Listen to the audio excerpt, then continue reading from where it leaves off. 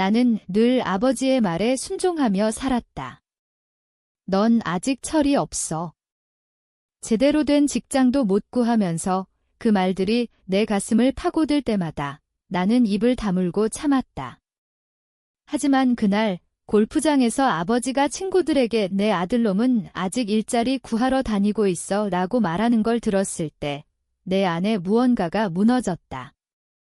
그 친구들 중 하나가 갑자기 나를 보며 잠깐 CNBC에서 본 사람 아니야? 그 유명한 투자 전문가라고 했고 그 순간 모든 게 폭발했다. 나는 더 이상 참을 수 없었다. 내 이름은 김민준이다. 서울에서 태어나 자란 평범한 집안의 장남. 아버지는 은퇴한 공무원으로 평생을 안정된 삶에 매달려 살았다. 어머니는 일찍 돌아가시고 아버지와 나, 동생 하나가 가족의 전부였다. 어린 시절부터 아버지는 나를 실패자로 낙인 찍었다. 고등학교 때 수학 올림피아드에서 상을 타도 그게 뭐 대수냐, 안정된 직장이 중요해라고 했다. 대학에서 경제학을 전공하며 밤낮 없이 공부했지만 졸업 후 스타트업에 들어간 나를 보며 제대로 된 회사에 안 들어가면 인생 끝이야 라고 비아냥거렸다. 나는 그 말을 삼키며 내 꿈을 향해 달렸다. 처음으로 성공의 맛을 본 건 25살 때였다. 벤처 캐피털 회사에서 일하며 한 스타트업에 투자한 게 대박이 났다. 그 후로 내 이름은 업계에서 알려지기 시작했다. CNBC 아시아 지부에서 인터뷰 요청이 왔고 나는 글로벌 투자 전략에 대해 이야기했다. 하지만 집에 돌아와 아버지에게 말하면 그런 데서 뭐 하냐, 안정된 은행이나 들어가 라는 대답뿐. 나는 점점 아버지에게 내 성과를 말하지 않게 됐다. 대신 동생의 학비를 대고 집안 살림을 도맡았다. 아버지는 그 돈이 어디서 난 건지 묻지도 않았다. 그냥 넌 아직 멀었어 라고 할 뿐의 시간이 흘러 나는 30대 중반에 독립적인 투자 컨설턴트가 됐다. 연봉은 억대를 넘었고 강남에 아파트를 샀다. 하지만 아버지 눈엔 여전히 질자리 없는 놈이었다. 매주 일요일 가족 모임에서 아버지는 이웃들에게 민준이는 아직 취업 준비 중이야 라고 말하곤 했다. 그 말에 동생은 웃으며 넘겼지만 나는 속으로 피가 거꾸로 솟았다. 왜냐하면 아버지는 내 노력을 인정하지 않았다. 어머니가 돌아가신 후 아버지는 술에 취해 내가 더 열심히 했으면 어머니가 안 죽었을 텐데 라고 했다. 그건 거짓이었다. 어머니는 암으로 돌아가셨고 나는 고3 때 병원비를 벌기 위해 아르바이트를 했다. 하지만 아버지는 그 기억을 왜곡해 나를 탓했다. 그런 아버지의 태도는 점점 심해졌다. 작년 내가 투자한 회사가 상장되며 큰돈을 벌었을 때 나는 아버지에게 이제 그만하세요. 제가 성공했어요 라고 말하려 했지만 아버지는 성공? 그게 언제 무너질지 몰라 라고 일축했다. 나는 참았다. 가족을 위해, 평화를 위해. 하지만 그 평화는 가짜였다. 내 안엔 분노가 쌓여갔다. 매일 출근하며 생각했다. 왜 나는 아버지의 인가를 구하려 애쓰는 거지? 왜 내 삶을 부정당해야 하지? 그리고 그날이 왔다. 아버지의 골프 모임. 나는 우연히 아버지를 태워주러 갔는데 클럽하우스에서 대화를 엿들었다. 아버지가 친구들에게 내 큰아들놈은 35살 먹고 아직 백수야. 취업 시장이 어렵다지만 걔는 포기한 것 같아 라고 말하는 거였다. 친구들 중 한 명이 웃으며 요즘 젊은이들 그래? 그런데 형님 아들 이름이 김민준 아니에요? 어제 CNBC에서 봤는데 그 유명한 투자자잖아요. 다른 친구가 핸드폰을 꺼내 내 인터뷰 영상을 보여줬다. 아버지의 얼굴이 창백해졌다. 나는 그 자리에 서 있었다. 친구들이 나를 보며 진짜네. 형님, 왜 그런 말씀 하셨어요? 라고 했고 아버지는 당황하며 그게 몰랐어 라고 중얼거렸다. 그 순간 내 가슴 속 분노가 터졌다. 나는 앞으로 나서며 말했다. 아버지, 이제 그만하세요. 제가 백수라고요? 제가 성공한 걸 왜 인정 안 하세요? 친구들이 조용해졌다. 아버지는 변명하려 했지만 나는 멈추지 않았다. 어머니 돌아가신 후부터 저는 가족을 위해 모든 걸 희생했어요. 그런데 아버지는 늘 저를 무시했죠. 이제 끝이에요. 그날 이후 나는 집을 나왔다. 동생에게는 미안했지만 더 이상 그 도간에 갇혀 살 수 없었다. 아버지는 처음으로 전화를 걸어 미안하다고 했지만 나는 받지 않았다. 대신 내 삶을 살기로 했다. 투자회사에서 더 큰 프로젝트를 맡았고 CNBC에 다시 출연해 내 이야기를 나눴다. 가족의 기대가 때론 독이 됩니다. 하지만 자신을 믿으세요. 그 친구들은 아버지에게 진실을 알렸고 아버지는 골프 모임에서 창피를 당했다. 이웃들도 알게 됐고 아버지는 고립됐다. 그게 내 복수였다. 직접 손을 더럽히지 않고 진실로. 하지만 승리는 달콤하지 않았다. 그냥 해방감뿐. 이제 나는 자유롭다. 하지만 가끔 생각한다. 아버지는 정말 후회할까? 아니면 여전히 나를 탓할까? 그 질문이 내 마음을 파고든다. 당신이라면 어떻게 할 건가? 나는 그날 골프장 사건 후 한동안 잠을 이루지 못했다. 머릿속에 아버지의 창백한 얼굴이 떠올랐다.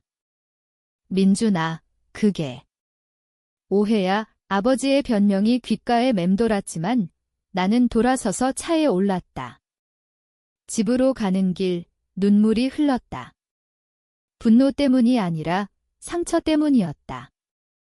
왜 아버지는 나를 인정하지 못했을까? 어린 시절부터 쌓인 그 무시가 이제야 폭발한 거였다. 다음 날 동생에게서 문자가 왔다. 형, 아버지 많이 충격받으셨어. 집에 좀 와봐. 나는 답하지 않았다.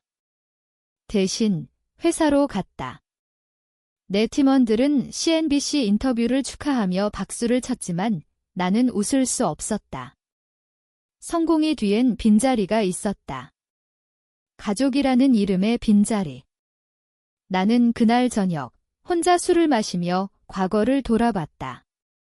초등학교 때 아버지가 넌 왜 동생처럼 똑똑하지 못하냐라고 한 말, 중학교 때 성적이 좋았는데도 이게 최고냐 라고 한 말, 그 말들이 나를 짓눌렀다.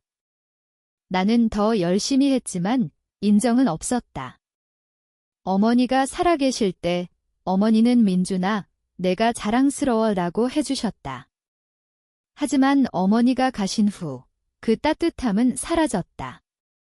아버지는 슬픔을 나에게 돌렸다. 내가 더 신경 썼으면 그 말이 내 죄책감을 키웠다. 나는 그 주말 강남 아파트에서 짐을 쌌다. 더 이상 그 집에 돌아가지 않기로 했다. 동생에게 전화했다. 미안해. 하지만 나 이제 내 삶 살게. 동생은 울며 형, 아버지 잘못이야. 하지만 가족인데 라고 했지만 나는 가족이 나를 가족으로 대하지 않았어 라고 말했다. 그 통화 후 나는 아버지의 번호를 차단했다. 복수는 시작됐다. 나는 소셜미디어에 내 이야기를 올리지 않았지만 업계 사람들을 통해 소문이 퍼졌다. 아버지의 옛 동료들이 김 과장님 아들, 대단하네. 왜 그런 소문 냈어? 라고 물었다. 아버지는 점점 고립됐다. 골프 모임에서도 형님, 아들 자랑 좀 하세요 라는 조롱이 나왔다. 나는 그동안 억눌린 감정을 일에 쏟았다. 새로운 투자 펀드를 론칭하며 아시아 시장에서 주목받았다. CNBC에서 다시 인터뷰를 제안받았고 이번엔 받아들였다. 카메라 앞에서 가족의 기대가 때론 부담이 됩니다. 하지만 자신의 길을 가세요 라고 말했다. 그 방송 후 아버지로부터 편지가 왔다. 민준아, 미안하다. 내가 성공한 줄 몰랐어. 하지만 그건 거짓이었다. 아버지는 알았지만 인정하지 않았을 뿐 나는 편지를 찢었다. 시간이 흘러 동생의 결혼식이 다가왔다. 초대장을 받았지만 가지 않았다. 대신 선물을 보냈다. 동생은 형, 아버지 많이 늙으셨어 라고 했지만 나는 그게 내 탓은 아니야 라고 대답했다. 복수의 대가는 아버지의 외로움, 그리고 내 마음의 상처였다. 하지만 후회는 없었다. 나는 이제 진짜 나로 살고 있다. 그날 골프장 사건은 내 인생의 전환점이었다. 더 이상 희생하지 않는다. 하지만 밤마다 생각한다. 아버지는 정말 변했을까? 그 의문이 나를 괴롭힌다. 나는 그 사건 후 6개월 동안 서울을 떠나 부산으로 출장을 갔다. 그곳에서 바다를 보며 마음을 추슬렀다. 아버지의 무시는 단순한 말이 아니었다. 그것은 내 자존감을 갉아먹는 독이었다. 어린 시절, 아버지는 동생을 더 아꼈다. 동생은 공부 잘하고 순종적이었으니까. 나는 반항적이었고 꿈이 있었다. 그 차이가 아버지의 미움을 샀다. 부산 호텔에서 나는 일기를 썼다. 왜 나는 아버지의 사랑을 구걸했지? 이제 그만 돌아온 서울에서 나는 새로운 삶을 시작했다. 친구들을 만나고 데이트도 했다. 하지만 마음 한구석엔 공허가 있었다. 가족 없이 사는 게 이토록 외로울 줄이야? 그러던 중 아버지가 병원에 입원했다는 소식을 들었다. 동생의 전화였다. 형, 아버지 심장 이상이래. 와봐. 나는 망설였다. 가면 다시 그 도간에 빠질까 봐야 하지만 갔다. 병실에서 아버지는 창백했다. 민준아, 아버지가 중얼거렸다. 나는 왜 이제야 부르세요? 라고 물었다. 아버지는 눈물을 흘리며 내가 성공한 걸 알았어. 하지만 자랑스러워서 말 못했어? 내가 떠날까 봐. 그건 또 다른 거짓이었다. 아버지는 두려웠다. 내가 독립하면 자신 혼자 될까 봐. 나는 그날 병원을 나서며 용서하지 않았다. 대신 의료비를 대고 떠났다. 그게 내 나름의 마무리였다. 아버지는 퇴원 후 골프 모임을 그만뒀다. 친구들이 멀어졌으니까. 이웃들도 다들 잘 됐는데 왜 그랬어? 라고 수근거렸다. 아버지의 삶은 무너졌다. 내 복수는 완성됐다. 하지만 승리의 맛은 쓰디썼다. 나는 더 성공했다. 회사에서 승진하고 책도 출간했다. 제목은 가족의 그늘에서 벗어나. 그 책에서 내 이야기를 숨김없이 썼다. 베스트셀러가 됐고 많은 사람들이 공감했다. 저도 비슷해요 라는 댓글들이 쏟아졌다. 하지만 밤에 혼자 있을 때 아버지의 얼굴이 떠오른다. 정말 미안했을까? 그 질문이 나를 따라다닌다. 복수는 자유를 주지만 상처는 남는다. 당신이라면 용서할 수 있을까? 나는 책 출간 후 인터뷰 요청이 쇄도했다. KBS에서 성공 뒤 숨긴 가족 이야기라는 주제로 나왔다. 카메라 앞에서 아버지의 무시는 제 동력이 됐어요 라고 말했다. 하지만 속으로는 그 무시가 날 파괴할 뻔했어라고 생각했다. 방송 후 아버지로부터 연락이 왔다. TV 봤어. 미안하다. 나는 이번엔 받았다. 아버지, 이제 늦었어요. 아버지는 울었다. 내가 왜 그렇게 됐는지 알아. 내가 잘못했어. 그 통화는 길었다. 아버지는 어린 시절 자신의 아버지로부터 받은 상처를 털어놨다. 나도 그렇게 컸어. 반복한 거야의 그 순간 나는 이해했다.